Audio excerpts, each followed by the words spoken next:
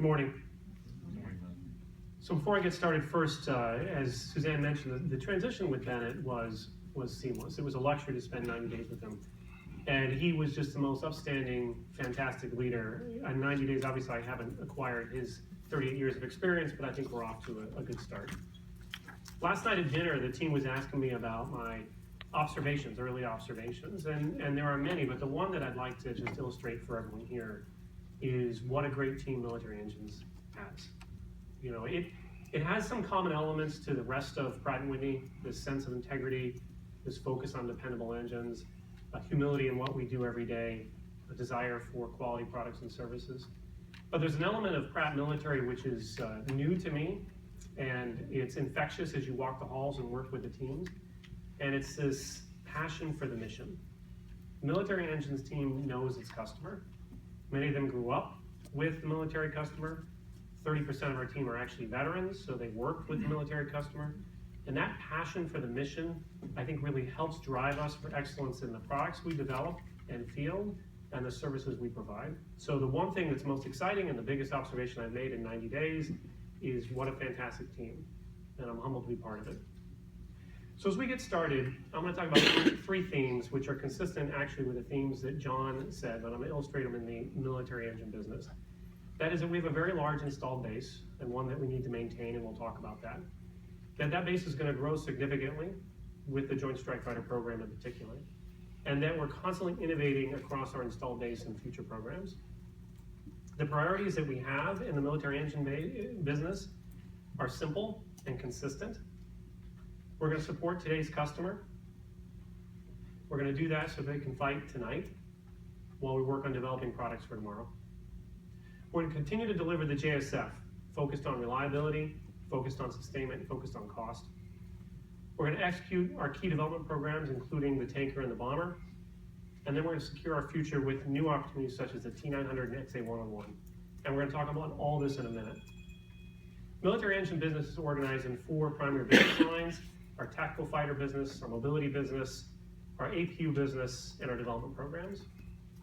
I'm not going to talk a lot about the APU business, but John mentioned it, so I will just take a minute to touch on it. It's actually here in Southern Florida. This is our center of excellence for the APU business. As John pointed out, it's had a 60-year history starting with Solar Turbine, and we really feel, though it's a small part of the military engine business, it's a fantastic franchise. It has 11,000 installs, and it's growing at about 5% a year. And we have some exciting programs on the horizon, such as the TX program, which we're very excited to partner and compete for that position. Another exciting part of our APU business, which doesn't get a lot of attention, is our small engine business, in particular the TJ150, which is, if you haven't seen it, it's a fascinating small 150 horsepower engine that's used on the Raytheon Mauled and the MBDA Spear. But at this point in time, not only are those programs important, there's a lot of interest in small engines for UAVs and other applications. So we're excited to have this additional business as part of ME that we can use to provide propulsion to our customer. So across this spectrum, one thing that I've heard already in my 90 days, the U.S. Air Force Chief has talked about three priorities: the F-35, the KC-46, and the B-21. We're positioned well on all three of these platforms. It's a great place to be. It's also a huge obligation that the military team is dedicated to deliver upon. So as I mentioned, the first theme to talk about is our large installed base. We have over 6,500 engines out there today, ranging from the brand new Joint Strike Fighter and tanker, which are going into production today, to the J-52 TF-33, which are over 50 years in service. And that gives us contact with over 23 Air Force customers around the world, and has allowed us to establish one of the best-in-class sustainment infrastructures. We think that it's an important part of what we do. In fact, it's about 50% of our effort. As I already mentioned, our priority today is to maintain today's fleet so that our customer can fight tonight while we work on developing tomorrow's aircraft and engine propulsion systems. One of the advantages that this big base allows us is we have a variety of customer arrangements. So we're flexible, whether it's a material and service program, all the way to performance-based logistics and everything in between. Clearly, our primary focus is the F-100. That's the largest part of our installed base. It has 23 operators, and it's going to be stable for the next decade. But at the same time, the F-117, our second largest program, is also a key focus of ours. There's 279 aircraft around the world in 9 countries, 23 operating bases. And we operate that as a global sustainment pool with a partnership with the United States Air Force and Tinker Air Force Base. So this installed base not only drives a lot of our activity every day, but it gives us the infrastructure and support necessary to help future programs. We know that today, cost reduction and reliability are part of our Air Force and military customers' primary objective. We also know that it will be tomorrow. So as I said, this large installed base gives us the support structure necessary as we look into the JSF going forward. The Joint Strike Fighter program, the F-135, has hit some critical milestones of recent. In Q4 of last year, we delivered our 300th engine.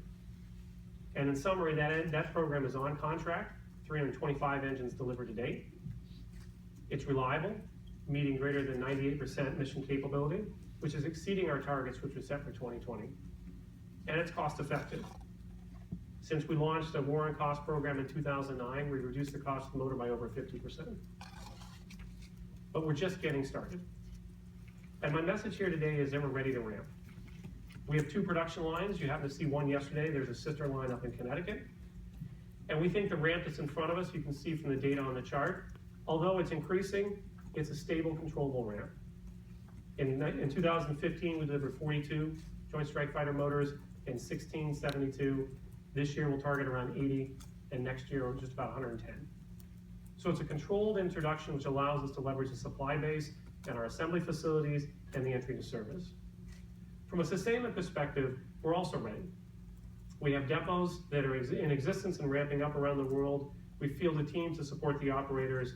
We have repairs under development, and we're working on our global logistics strategy to provide spare engines, spare modules, and spare parts around the world. And the final element, which is very exciting about preparing for the ramp on the 135, is it's a digital engine. You had a chance to look earlier this morning at the Engine Wise program, which is launched on the commercial side. With the U.S. Air Force, the program office, and Lockheed Martin, the Alice program makes the 135, I think, the most digital engine in existence. That engine will predict what is needed from a maintenance perspective, will ensure that the depot is ready to support that maintenance when the aircraft lands, and will ensure that the parts are either at the station or dispatched from a sister station so that the work can be done. All that is tied in with the Alice infrastructure, which is hosted by Lockheed Martin, and directly tied into our own ERP system. So it is by far the most digital engine that we're fielding. That system went live earlier this year, and we continue to bring more sites online throughout the year. It's a fantastic program, incredibly complex, but it's going to bring tremendous value to the warfighter. I also mentioned the war on cost. We understand how cost effectiveness is critical to our customer, and cost reduction is in our DNA at Pratt & Whitney. The way we've established the JSF program is actually to leverage the benefit of our commercial programs. So we leverage combined assembly facilities, we leverage combined manufacturing facilities, and we leverage combined spend on the supply base. As I said, cost reductions in our DNA.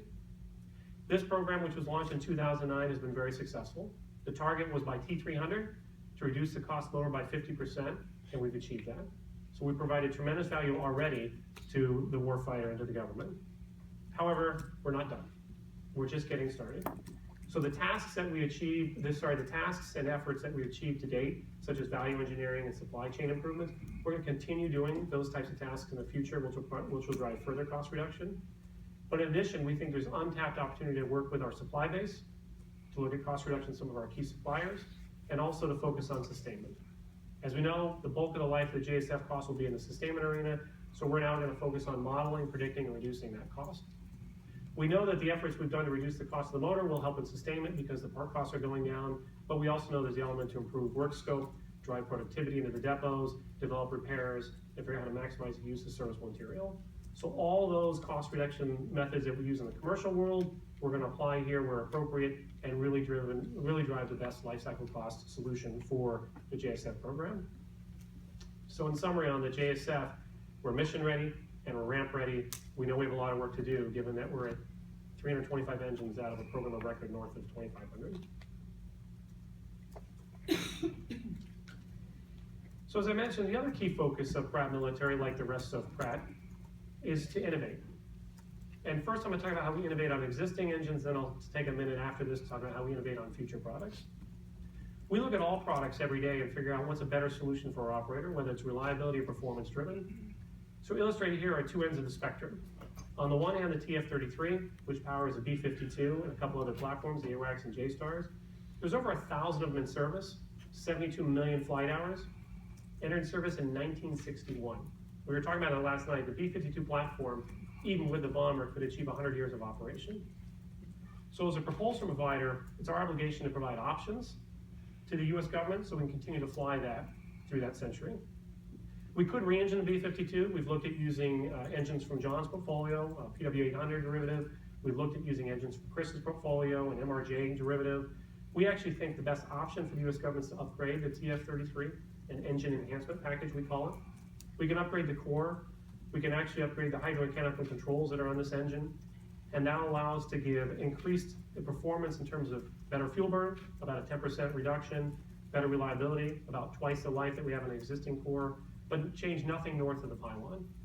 We think that's actually going to be the lowest risk, lowest cost solution. It's an option that we'll put in front of the Air Force and they can explore it. We can explore the other options as well. But I'm proud of the team that they're able to look at an existing product, figure out how to develop a very low cost, low risk solution that'll prolong the life of this very critical strategic platform. At the other end of the spectrum is the JSF. So this JSF growth option 1, we call it, is tied to the fuel burn reduction rig that you saw yesterday. We recognize the JSF is a fantastic engine. It's actually hitting all of its key performance metrics. At the same time, there's always a desire for more thrust and better fuel burn. Growth option 1, simply put, will provide anywhere from 6 to 10% thrust bump with a 5 to 6% fuel burn reduction. It's a very low risk upgrade. It's a low cost derivative. It's something that's relatively fast. If we were given the green light to go, we could have it ready by 2020. It's also very attractive, the JSF program, for several reasons. One, it's variant common, so we could drop this upgrade into any one of the 3 variants. It'd be compliant with the partner requirements, so it could go to foreign partner countries. It would be cost neutral, so the upgraded JSF motor with growth option wouldn't be the same price as the existing motor. But most importantly, we could cut it into production, and we could cut it into depot retrofits. So on the line, in the depots, they could take out the core module and drop in a new core module and upgrade their motor. From a sustainment perspective, where the bulk of the activity is going to be on the JSF program going forward, we think this is a very attractive alternative, and one that'll be, again, fast, relatively low risk, and relatively low cost. It's an option that we're putting in front of the government. It's not the only option. I'll start on the right. XA101. There were a few conversations last night and this morning about our adaptive engine portfolio. XA101 is our new centerline adaptive engine. But let me be clear about XA101. We pioneered the adaptive engine space. The J58 was an adaptive engine on the SR-71. The JSF Stovall is actually an adaptive engine as it changes its entire operating cycle to handle the Stovall requirements. So we're looking at how to spiral in adaptive technologies into existing engines, but also, in the case of XA101, a new centerline engine. When Pratt Whitney talks about adaptive, given that we've pioneered it, given that we're fielding it today, we're going to define it in the future. And adaptive means, yes, a third stream architecture, which XA101 has. It means the adaptive controls, like we're demonstrating on the JSF today. It means a potentially adaptive core, which can handle some unique operating pressure ratios. It also means an adaptive sustainment system.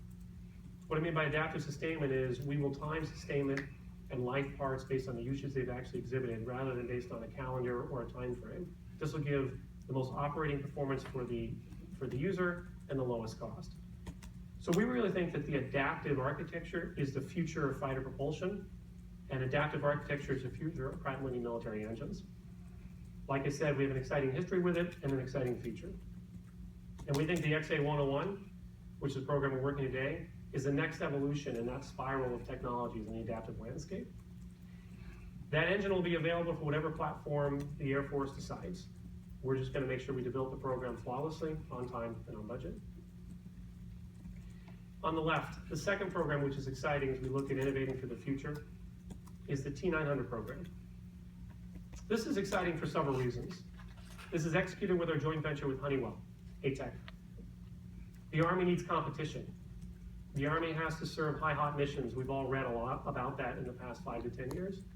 The Black Hawk and Apache fleet is huge, and they've asked for something that provides improved performance in a retrofit capable engine. The T900 is that solution. It offers 50% more power, 25% improved fuel burn, and a 20% longer life. We think it's game-changing for Army, aviation, game-changing for Pratt & Whitney. First, Army aviation would be a new sector for Pratt & Whitney, and we're very excited about that. Secondly, from a military engine perspective, helicopter market would be also a new area for us to focus on. From an Army perspective, we think the joint venture with Honeywell brings the power of two, and that's going to bring a lot of benefit to the Army. Honeywell and Pratt & Whitney bring tremendous experience that's complementary. The dual spool architecture that we have proposed not only provides a lowest risk solution today for power, but provides the most opportunity to grow that power requirement tomorrow. We have two engineering organizations that are already working seamlessly together to bring the best solutions to bear, and we'll have two supply chain organizations and two manufacturing bases so that when it comes time to ramp and retrofit on the T900, we'll be best positioned to do so. And obviously, as we go into sustainment, we have an existing infrastructure for sustainment, as does Honeywell, so we think we bring the right footprint and right capability to develop the sustainment infrastructure. So the T900 is an exciting opportunity for us to open up a new sector. The partnership with Honeywell, we think, is the best possible partnership, and we think it's game-changing not only for Pratt & Whitney and Honeywell, but also for the U.S. Army. So in closure, military engines has a great history, but a fantastic position today. We have a very broad customer base and a very stable install. It's going to grow significantly with the Joint Strike Fighter program, and we're excited about the strategic partnership we have in the long-range strike bomber, but also the opportunities to upgrade existing products such as the TF-33 or the JSF, and drive new products such as the T900 and the XA-101. You know, I close with a final comment. I've had a couple encounters with the Chief of Staff of the Air Force, and their objective is, simply put, air power superiority. So in military engines, our objective is propulsion superiority. Thank you very much.